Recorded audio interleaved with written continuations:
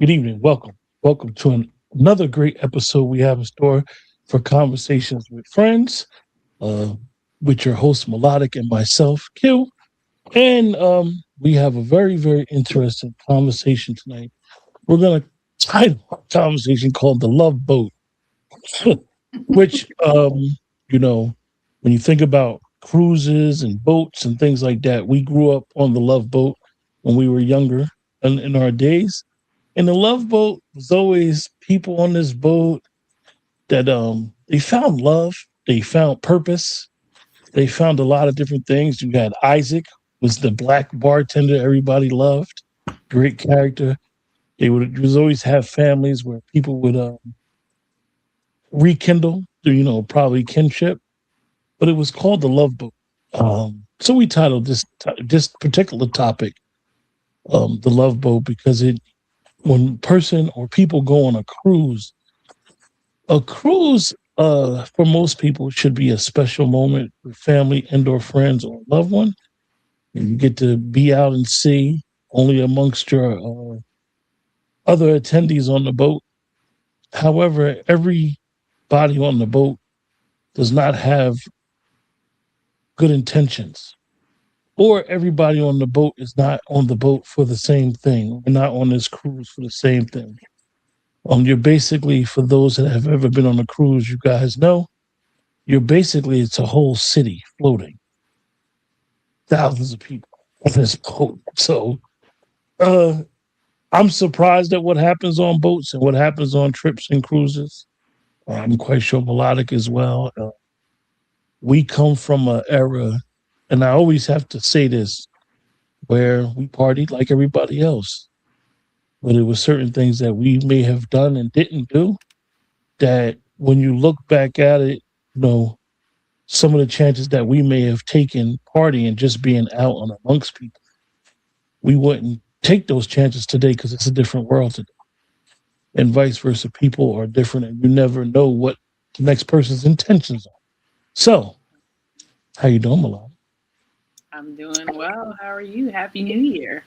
And you got the burgundy, happy new year. You got the burgundy popping, got the popping burgundy lipstick, all is well. I like the hat. And, you really do this hat thing well. Let's just Thank you. I appreciate it. loved hats as much as you do. I think I love fashion. I think that's more accurate. I love Okay. fashion. I love hats. I love different hairstyles. I love to reinvent, my creative juices whenever Yeah, I. that's funny. That's one of the things that you probably never knew about me is I used to participate in fashion shows Okay.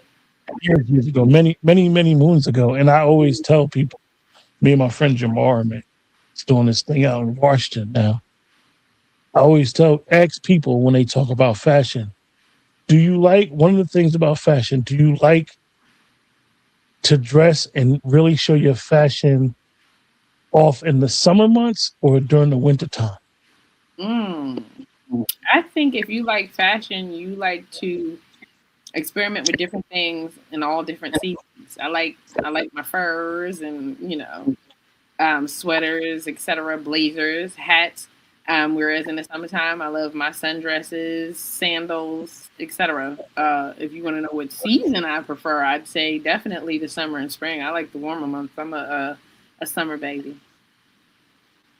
Yeah, and I'm total opposite. I winter baby.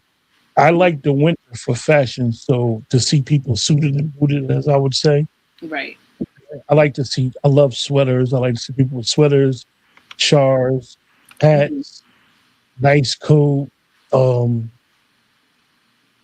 sometimes you don't realize how.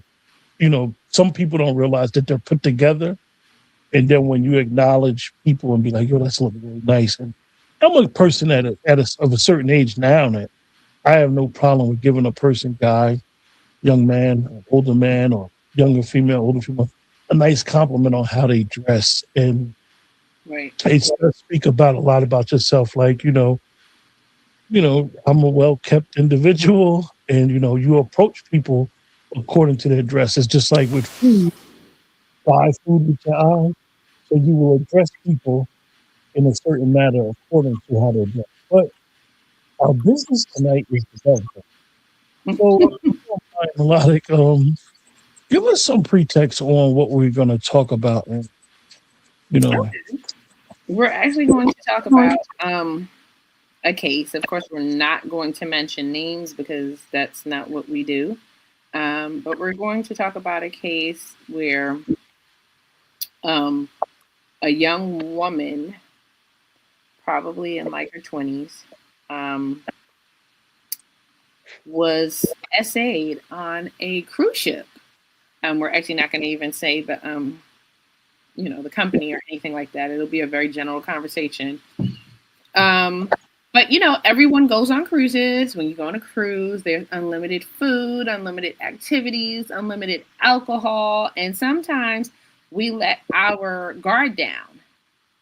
Um, and I believe the young lady was on a family with her family on a cruise, and she was partying, she was having a good time, and it seems like she connected with a man on the cruise, and they had spent some time together, and she decided that she wanted to go back to his room. A lot of people go on these cruises and they hook up, um, and she did. She went back to his room, and then he said he needed to run out. And she was like, okay. She fell asleep in his room. And then when he came back, rather, um, she said that they had sex. And then when she woke up in the morning, she realized that the guy that was in the bed with her was someone completely different. She screamed.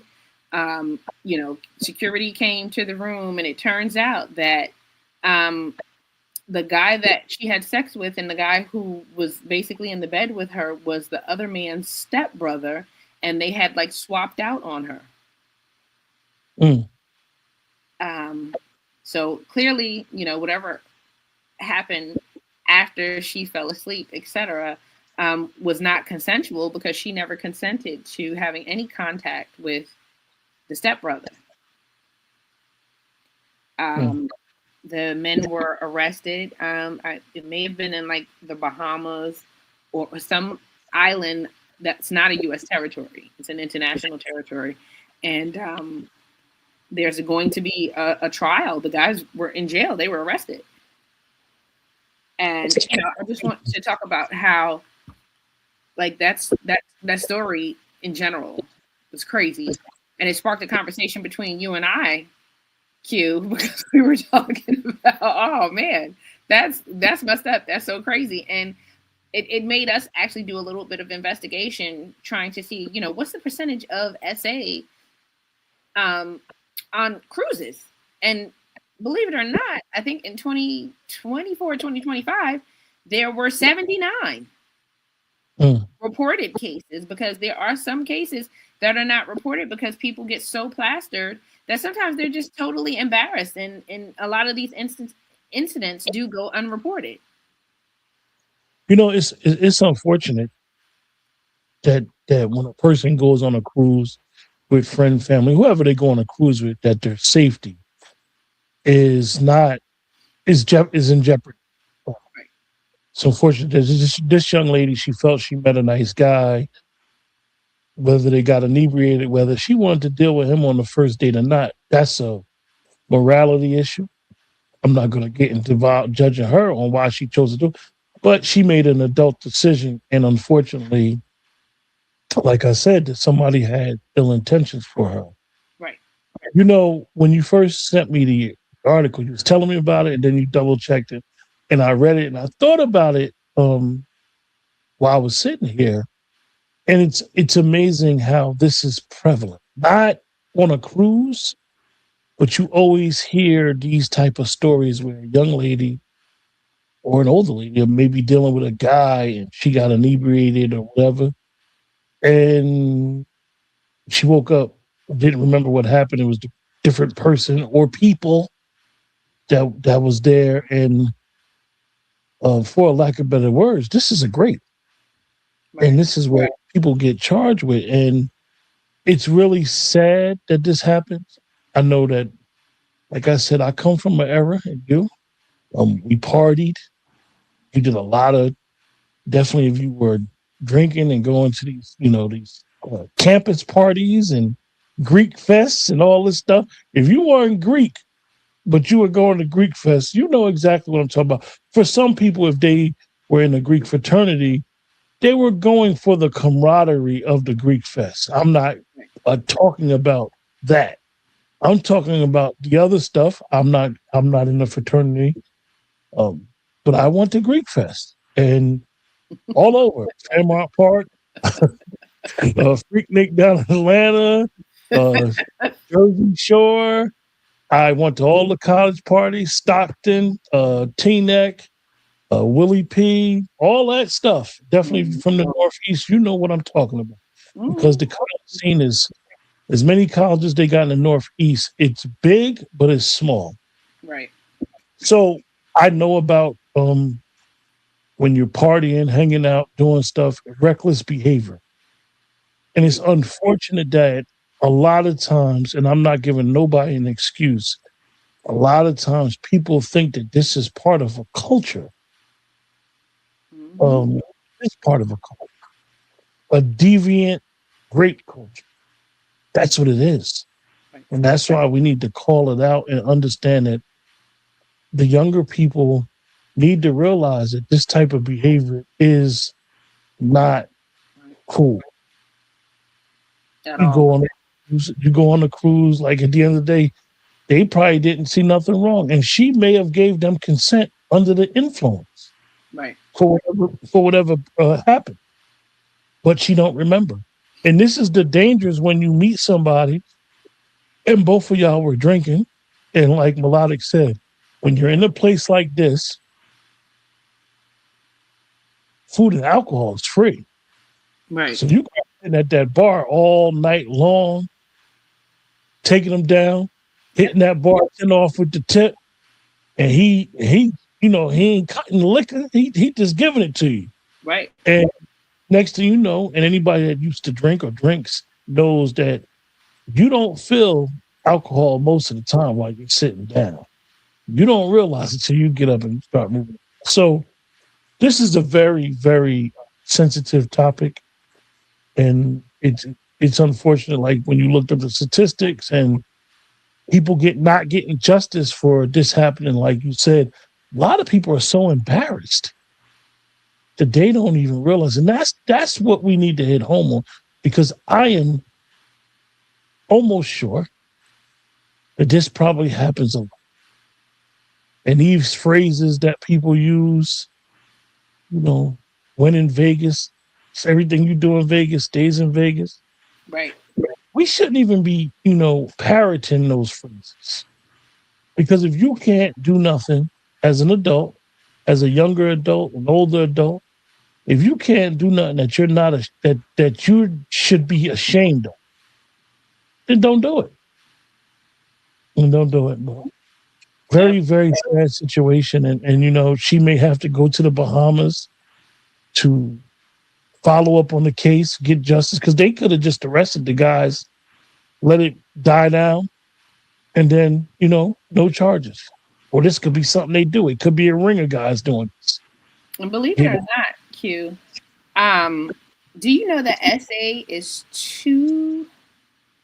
two-thirds of all SAs tend to go unreported for various mitigating factors? That's crazy. The numbers are astounding. I was actually, and I just wanted to say that the total number of SAs reported in 2023 were 79 for the U.S. Or for cruises leaving from the U.S. cruises. However, imagine 79 and then 2/3 are unreported. Think about that. So you're saying it's another 160 that we're not talking about. Right. And in some cases, depending on the circumstances, you stopping at islands and you might miss the boat. Right. it could lead where it be a fatality. Like, and we hear it, we see it in our media time and time again. Where it's a story. I remember years ago with a young lady. It wasn't an essay, but the young lady was in Mexico with her friends, Mm-hmm. and she got unalived, and Mm. they took a girl from North Carolina and Right, covered. right. I remember that. And they said it was charges, it wasn't charges. That's just going with dealing with international law in other countries. Mm-hmm. And for those that don't know, United States is not under international law. Then you dealing with, because this boat left the United States, is it protected, considered United States while it's moving? That's maritime law. I mean, it's a lot of circumstances that go along with this. It's really unfortunate. Let me ask you. We've traveled and have. Let's talk about some etiquette that a person may have when they're traveling. Like, I am not a drinker. I used to partake in that stuff years ago. But even when I did it, I would always make sure I was around people. Never turn my back to the bar. Never turn my back to the drink. Never turn my back to the bar. Mm-hmm. And never left my drink unattended, even amongst my friends. Right, right. Even amongst my friends, like, nah, I'm taking it with me. I know this sounds crazy, you guys. I wouldn't go to the bathroom with a drink.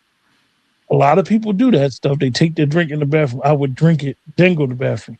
Or I I would wouldn't take say, my friend with me, and I would say, "Hold my drink. Let me go to the bathroom, and then yeah, I'll hold yours." yeah, You yeah, want the me to door hold yours. There you go. yeah, or put a napkin. I know a lot of people put napkins over their drink, but Well, believe like, it or not, they have well for women, they have this drink cover, and it's like a scrunchie. So you wear it like a bracelet. It's pretty awesome, and you pull it out of the scrunchie, and you cover your cup with it, and there's only a hole big enough for the straw. so that's grown folk behavior. That's grown folk behavior. Absolutely, you definitely have And to pay attention and be cautious. even that, I'm quite sure we were all taught. See, one thing about, and I always have to say this about the Black American community, we are given instruction from our parents and elders. And when I mean instruction, that they may not give you the most history, but they're going to give you instruction when you start being grown or when you start thinking you're grown. Absolutely. And I always call it the talk. When you learn about the talk with dealing with authority, police, stuff like that. But you also get this talk about when you're out with your friends and you out with other people. Make sure who you call. Make sure you let somebody know where you're going. Um, Nowadays with social media, dropping a pin, a phone tag, yo, I'm going such and such. Even now at our age, it's nothing for me to call somebody like, yo, I'm en route to such and such. Just letting you know, just giving you the heads up. There you But go. to be so, I'm never going to blame somebody, a victim of SA or anything else, for what happened. Right. And it's unfortunate that um, a lot of things that go viral in our society today is, as we would say, white girl wasted or girls gone wild and people partying and just I'm getting like I said, what happens in Vegas stays in Vegas. The Cancun trips that were monumental back in the late '90s, early 2000s. But we have to have the etiquette of conducting ourselves, and even if you do meet somebody, like, you know, it's ways you can go about conducting yourself. I know for a young lady, I would be surprised if a young lady went to a man's cabin. I would think she would invite him for safety reasons. Right. Oh, absolutely, because you have more control over the situation. Yes, Absolutely. yes. So for her to do that, like I said, I don't want to come off as judging her, but that's a lot of responsibility and safety. She put her safety in someone else's, and you never want to do that. It's really just. I think Q. I think that in those instances, there are a lot of factors that play into that. For the simple fact that I think you and I were raised in urban areas, so I definitely think that we're very, very on guard. That's first and foremost. I know I was always very on guard, and not to mention the fact that I also think that it's the generation as well, because we were taught to pair up. Pair up. If you leave together, you come back together. Don't let your friend go with whoever. Okay, you guys exchange numbers. If you want to meet up at another time, that's on you. However, no, we came together. We're leaving together, and that's that. And one of the things that I always bring our conversations to this, and I was having a conversation myself with um, a young lady, a coworker, Mm-hmm. and we were talking because we work in close proximity of each other.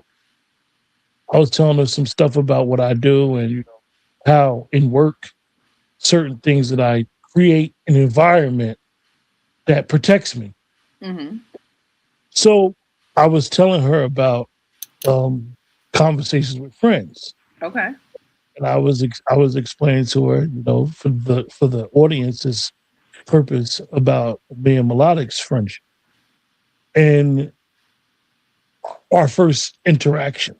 And why? And sometimes people don't realize it when they have problems with anybody they're in a relationship with, whether it's just a friendship, whether it's a coworker, whether it's I'm trying to get to know you.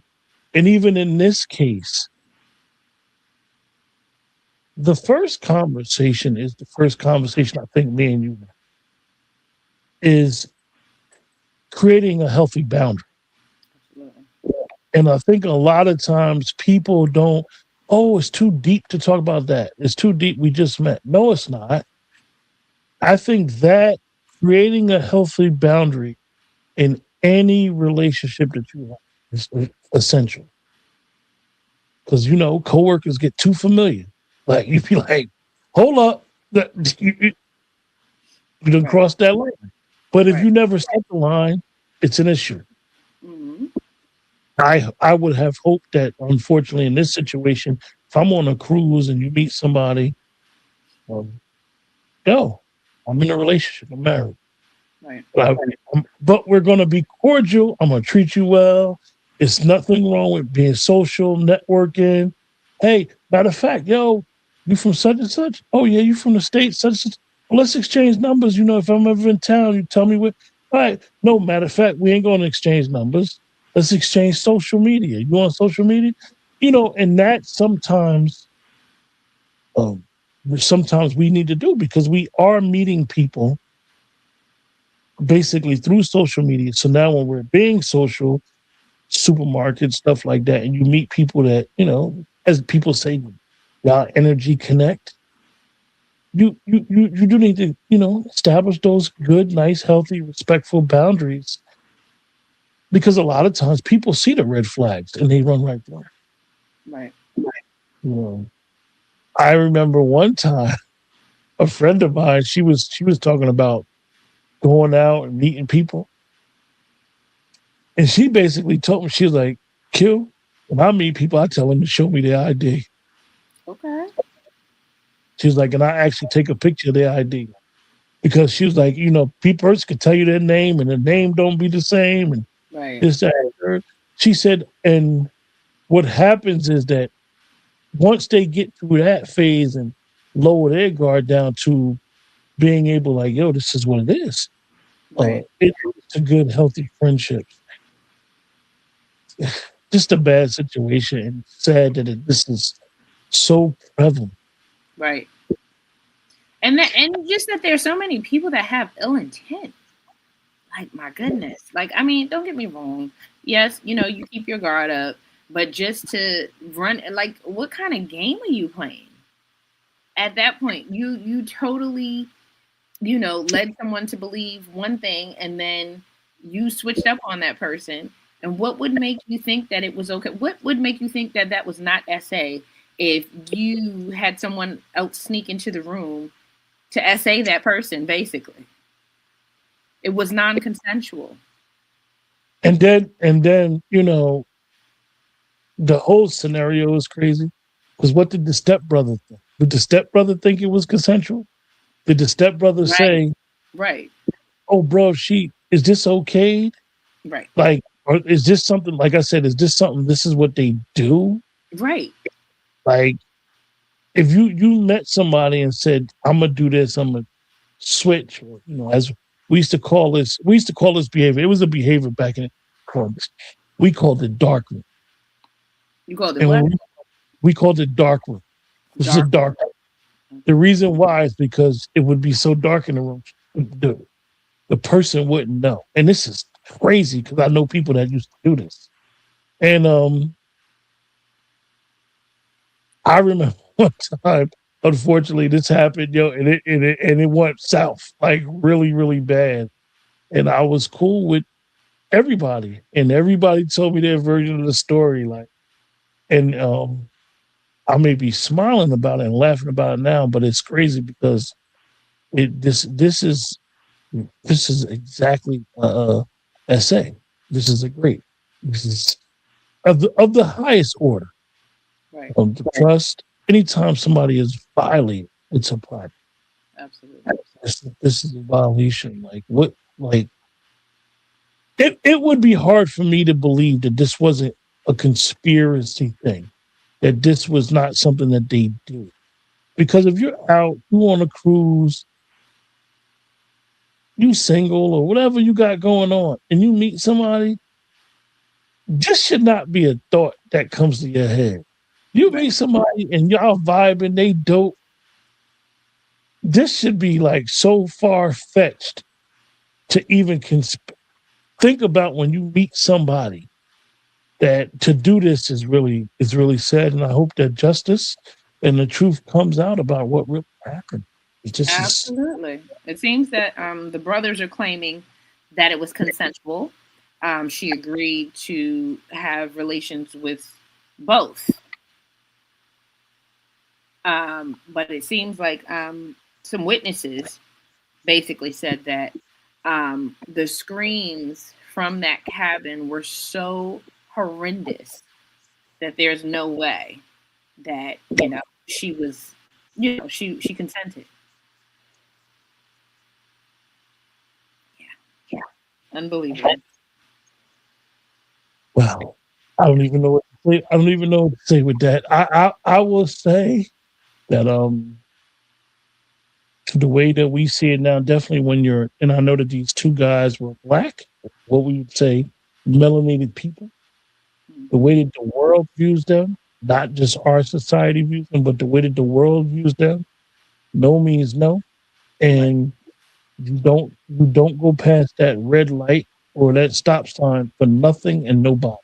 Even when that person says, "Oh, I said no the first time, but it's cool." No, no means no. Like you right. said, occupants on the boat hearing the scream. That would have like it's a real bad situation. Indeed, indeed, Q. Whew. I don't even have to read any of the statistics that I found. I just do wanted to reiterate that a lot of times, like Melodiq said, 2/3 of essays that happen are never reported. Two out of three. Two out of three. Two out of three. Four out of six. Eight, basically, 8 out of 10 are not reported. Well, no, 6 out of 12. That's, come on. So that's telling us how serious it is and what goes on. I remember one time we did a show on essay, I think. I might have did it before with prior stuff where we were talking about, hold on, I think I still got it in there. But we were talking about essay in general and DV and those type of crimes. think it's like three and five women, three and five women. And that's too much.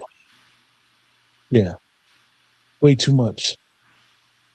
So we would like you guys in the chat to, spread the word, be aware, make you a checklist on the do's and don'ts of going on a cruise, of going on a vacation. Like I was, me and Melodic was talking earlier. I know a lot of guys that go to DR for some strange reasons, and they're told to put their wallet under their bed, because it's crazy. You are a money grab. I think a lot of times people don't realize that you are the mark.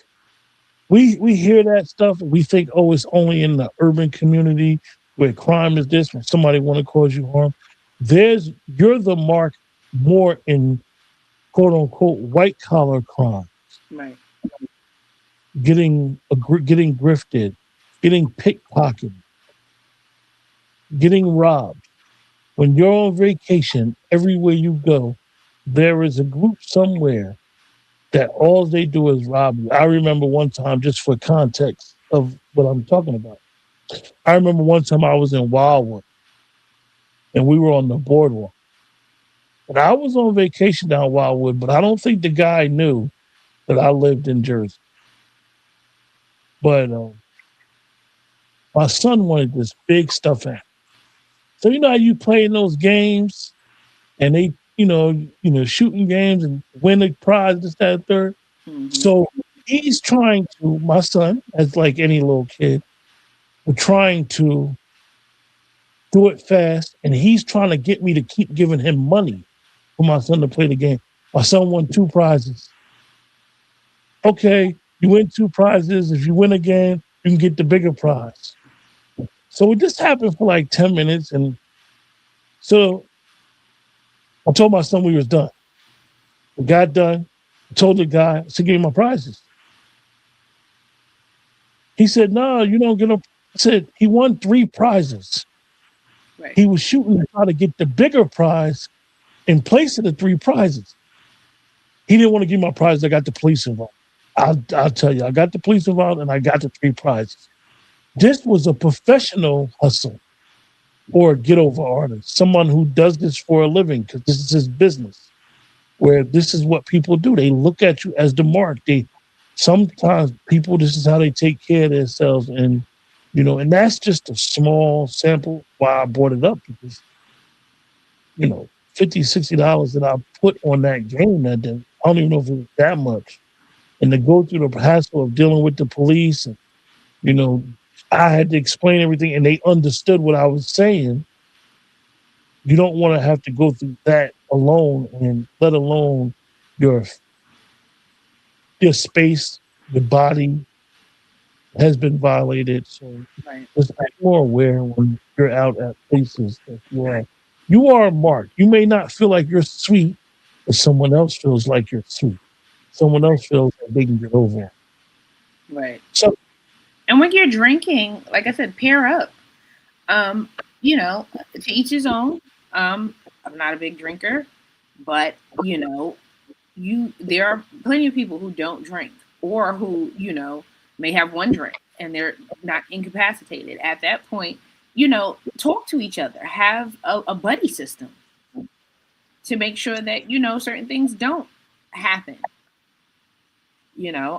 Everybody's grown, and I don't judge anybody for what they do. Maybe hooking up is their thing. However, you are taking a huge risk when you're meeting these people and you don't know them. You don't know what their intentions are. You don't know if they have ill intentions. You don't know if they're, people that have integrity. Um, you're taking a chance. Always taking a chance. Just, I don't know. Just think smart, move smart. It's absolutely not this woman's fault that she was duped into participating in something that she did not consent to. But there's definitely a risk. You're there to have a good time, but there are other people who may not be there to have a good time. or maybe that's a good time for them being deceptive. Or you may feel like I'm here for a good time, not a long time. With that, you guys take care. Have a great night.